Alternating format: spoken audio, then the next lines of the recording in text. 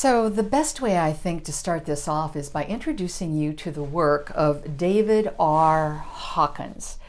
He was a modern day psychiatrist who died in 2012. And we're often referred to as a mystic. And if you want to know more about mystics, I did a recent video about that titled, "Are You a Mystic or One in Training?" Anyway, Dr. Hawkins left us with a huge body of work around the intersection of what I'll call mental health and spirituality. And his crowning achievement, I believe, is the classic in the field of the study of consciousness called the map of consciousness.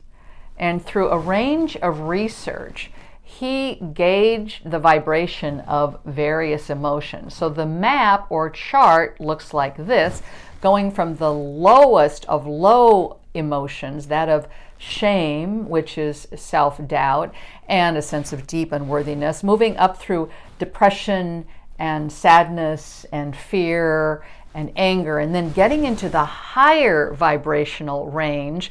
We're talking about love and joy and peace, where life becomes progressively more and more effortless, right into pure consciousness, which he called enlightenment. Okay, you got an idea of that. So Dr. Hawkins had a lot to say about psychedelics and why people feel so good in using them. And he reported that the reason for that is that psychedelic drugs sedate, his word sedate, these lower levels of consciousness. And when you let go of the lower levels of consciousness, emotions like shame, depression, sadness, fear, anger, when you let go of them, you move into those higher vibrations of love and joy and peace. And Dr. Hawkins describes it as if the psychedelics blot out those lower vibrational energies, and now you can experience the reality of who you really are. So you take a psychedelic and experience those higher vibrations during your journey, right? But the issue is, how can you do it without the hallucinogen and let go of those lower levels of consciousness on your own? And during a psychedelic journey, you may very well believe that you have reached new heights, but once you're no longer under the influence, the effects can be very uneven, and what you're experiencing, or what you've experienced or learned during your psychedelic journey, can, slowly slip away, and you're back to where you started, and that is enmeshed in those lower vibrational emotions. Dr. Hawkins believed that you can get a taste of what this is like during such psychedelic trips, but you need to do something more to crystallize it in your life. And it was his suggestion that that's not going to happen during a psychedelic journey. In his words, you can't transcend the world until you master it.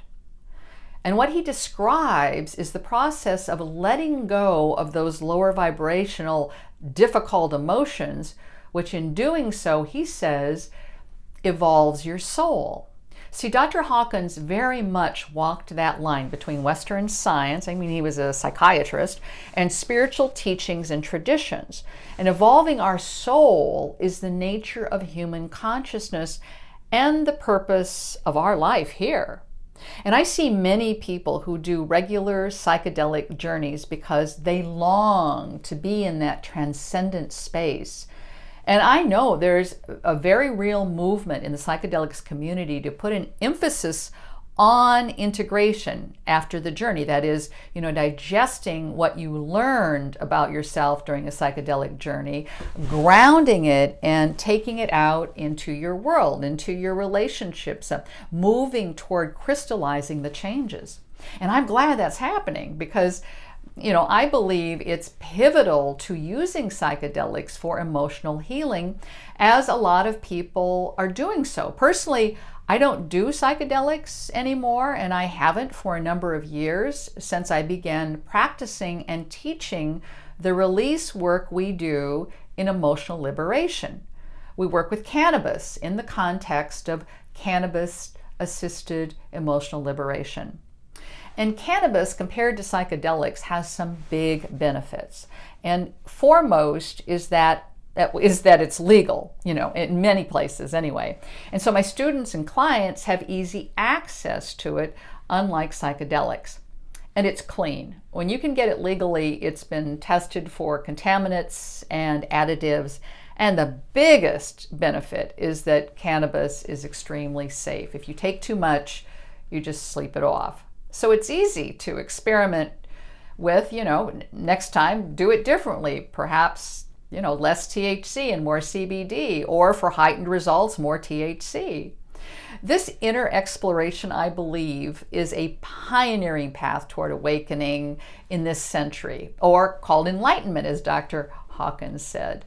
My favorite is doing this exploration in community, as we have the opportunity to leverage the energetic strength of the group for deep individual inner work. And that's why I continually offer gatherings as my gift to our awakening community. Yeah. So what's your take on what I'm saying? Perhaps you're a psychedelics devotee, or you've been there and you have moved on. Drop down to the comments section and let me know. I'm Becca Williams, and I want you to lead your most magnificent life, and I want to help you do that.